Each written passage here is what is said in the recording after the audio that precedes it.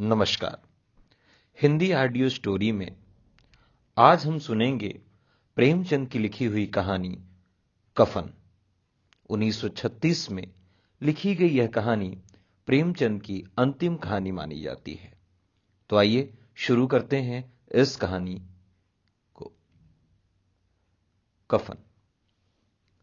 एक झोपड़े के द्वार पर बाप और बेटा दोनों एक बुझे हुए अलाव के सामने चुपचाप बैठे हुए थे और अंदर बेटे की जवान बीबी बुधिया प्रसव वेदना में पछाड़ खा रही थी।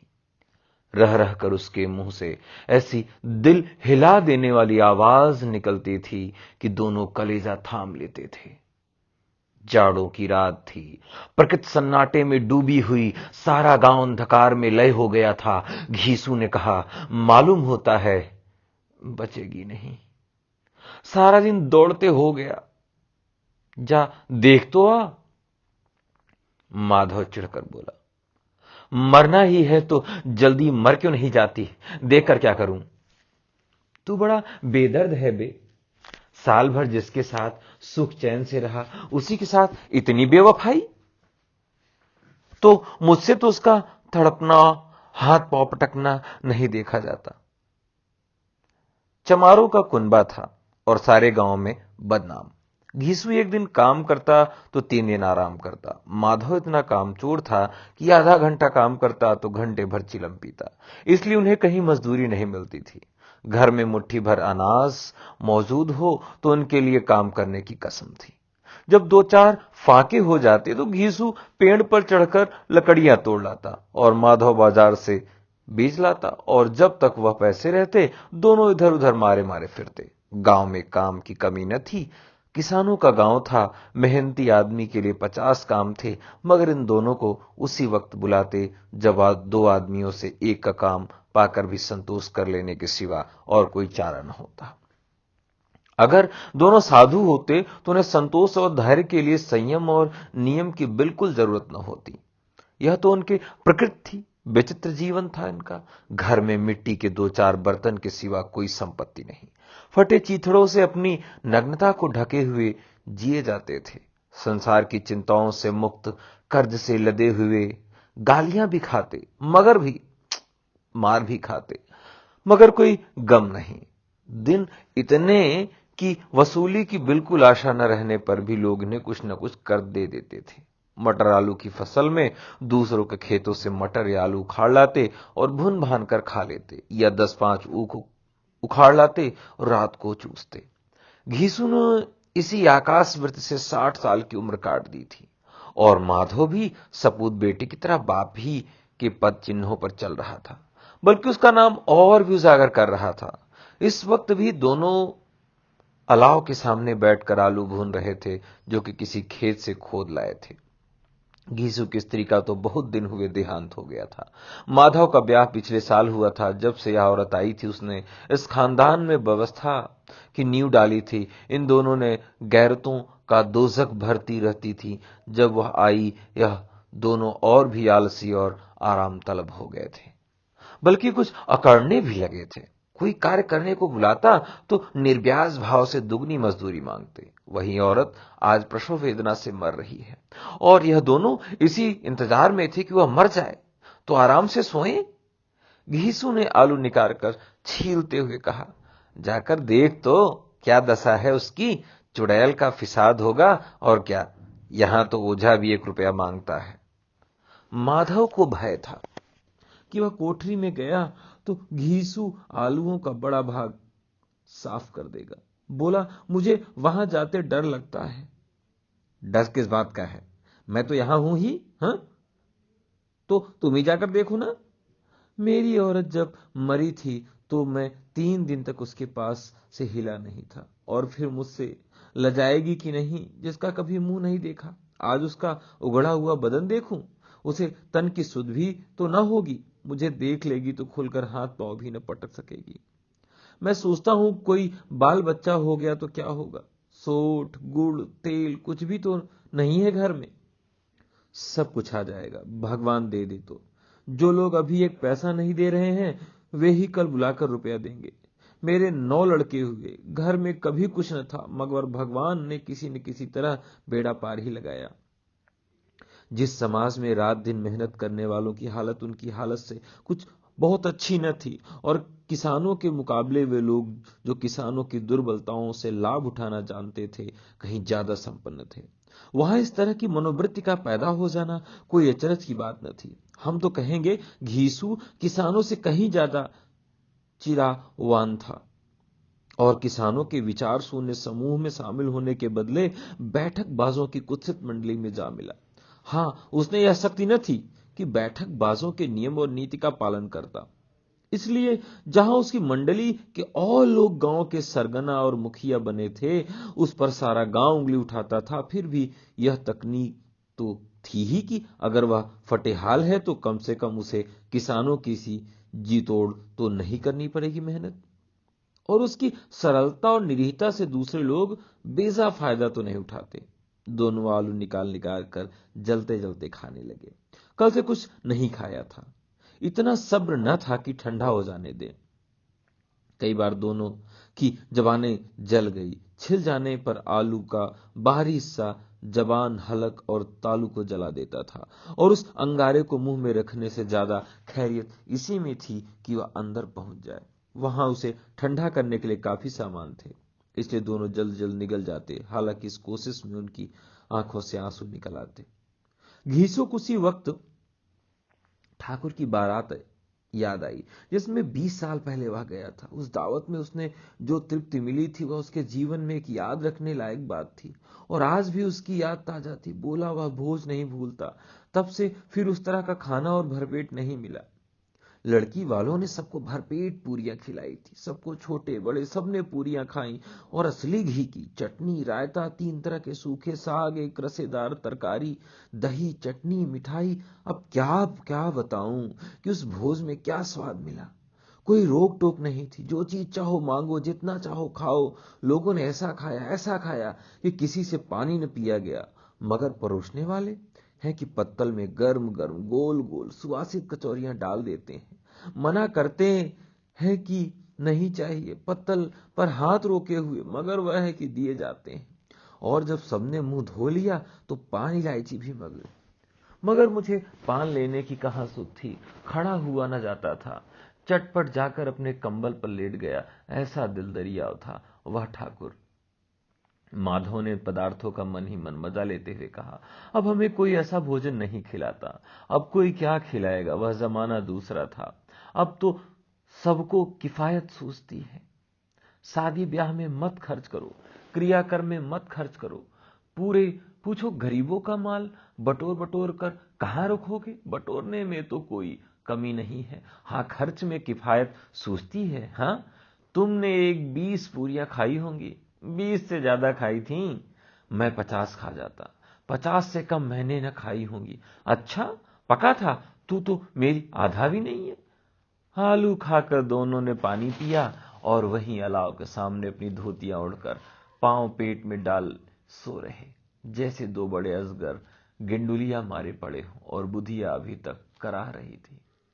सवेरे माधव ने कोठरी में जाकर देखा तो उसकी स्त्री ठंडी हो गई थी।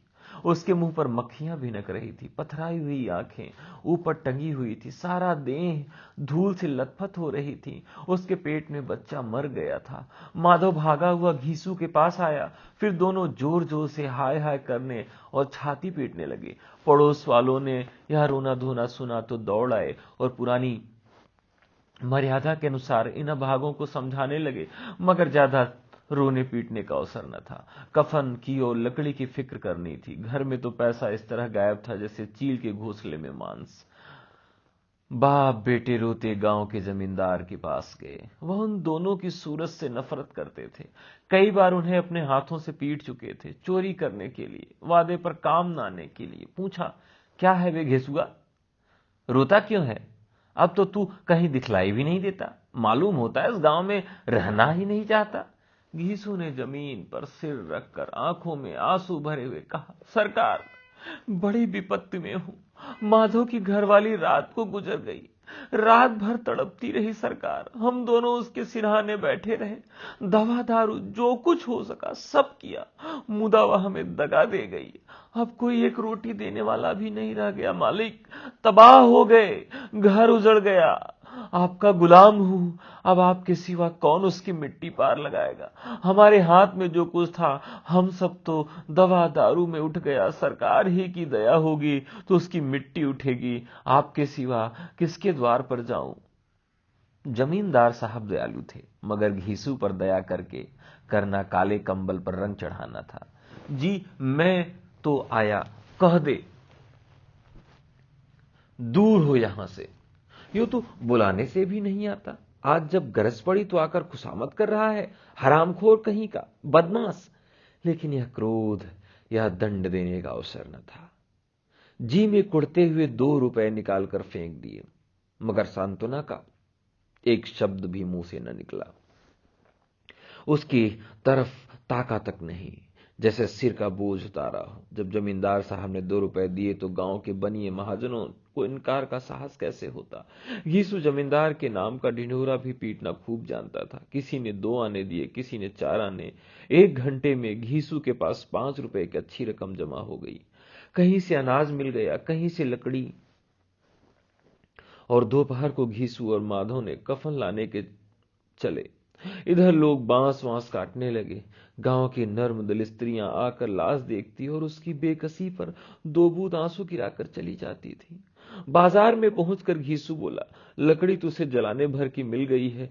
क्यों माधव? माधव बोला, हाँ लकड़ी तो बहुत है, अब कफन चाहिए तो चलो कोई हल्का सा कफन ले ले। हाँ और क्या, लाश उठते उठते रात हो जाएगी, रात को कफन कौन देखता है। कैसा बुरा रिवाज है, जिसे जीते जी तन ढकने को चिथड़ा भी न मिले, उसे आज मरने पर नया कफन चाहिए। कफन लाश के साथ जल ही तो जाता है, और क्या रखा रहता है। यहाँ यही 5 रुपए पहले मिलते तो कुछ दवा दारू कर लेते। दोनों एक दूसरे के मन की बात ताड़ रहे थे। बाजार में इधर उधर घूमते रहे, कभी इस बाजार, कभी इस दुकान पर गए, कभी उसकी दुकान पर। तरह तरह के कपड़े, रेशमी सूती देखे, मगर कुछ जचा नहीं। यहां तक कि शाम हो गई, जब दोनों न जाने किस दैवी प्रेरणा से एक मधुशाला के सामने जा पहुंचे और जैसे किसी पूर्व निश्चित व्यवस्था से अंदर चले गए। वहां जरा देर तक दोनों ने समंजस में खड़े रहे। फिर घीसू ने गद्दी के सामने जाकर कहा, साहू जी एक बोतल हमें भी देना। इसके बाद चिखौना आया, तली हुई मछली आई। दोनों बरामदे में बैठकर शांतिपूर्वक पीने लगे। कई कुंजियां ताबतोड़ पीने के बाद दोनों सरूर में आ गए। घीसू बोला, कफन लगाने से क्या मिलता है, आखिर जल ही तो जाता, कुछ बहू के साथ तो न जाता। माधव आसमान की तरफ देखकर बोला, मानो देवताओं को अपनी निष्पापता का साक्षी बना रहा हो। दुनिया का दस्तूर है। नहीं, लोग बामनों को हजारों रुपए क्यों देते हैं। कौन देखता है परलोक में मिलता है या नहीं। हाँ, बड़े आदमियों के पास धन है, फूके। हमारे पास फूकने को क्या है। लेकिन लोगों को जवाब क्या दोगे। लोग पूछेंगे नहीं कफन कहां है। घीसू हंसा, अबे कह देंगे कि रुपए कमर से खिसक गए, बहुत ढूंढा मिले नहीं। लोगों को विश्वास न आएगा, लेकिन फिर वही रुपए देंगे। माधव भी हंसा, इस अनपेक्षित सौभाग्य पर बोला, बड़ी अच्छी थी बेचारी, मरी तो खूब खिला पिलाकर। आधी बोतल से ज्यादा उड़ गई। घीसू ने 2 सेर पूरियां मंगाई, चटनी, अचार, कलीजियां। शराब खाने के सामने ही दुकान थी। माधव लपक कर 2 पत्तलों में सारे सामान ले आया। पूरा 1.5 रुपया खर्च हो गया, सिर्फ थोड़े से पैसे बचे रहे। दोनों इस वक्त सान में बैठे पूरियां खा रहे थे, जैसे जंगल में कोई शेर अपना शिकार उड़ा रहा हो। न जवाबदेही का खौफ था, न बदनामी की फिक्र। इन भावनाओं को उन्होंने बहुत पहले ही जीत लिया था। यीशु दार्शनिक भाव से बोला, हमारी आत्मा प्रसन्न हो रही है तो क्या उसे पुत्र न होगा। माधव ने श्रद्धा से सिर झुकाकर तस्दीक की, जरूर से जरूर होगा। भगवान तुम अंतर्यामी हो, उसे बैकुंठ में ले जाना। हम दोनों हृदय से आशीर्वाद दे रहे हैं। आज जो भोजन मिला वह कभी उम्र भर न मिला था। एक क्षण के बाद माधव के मन में एक शंका जगी। बोला, क्यों दादा, हम लोग भी एक न दिन वहां जाएंगे ही। घीसू ने इस भोले भाले सवाल का कुछ उत्तर न दिया। वह पलों की बातें सोच के इस आनंद में बाधा न डालना चाहता था। जो वहां हम लोगों से पूछे कि तुमने कफन क्यों नहीं दिया तो क्या कहोगे? कहेंगे तुम्हारा सिर। पूछेगी तो जरूर, तू कैसे जानता है कि उसे कफन न मिलेगा?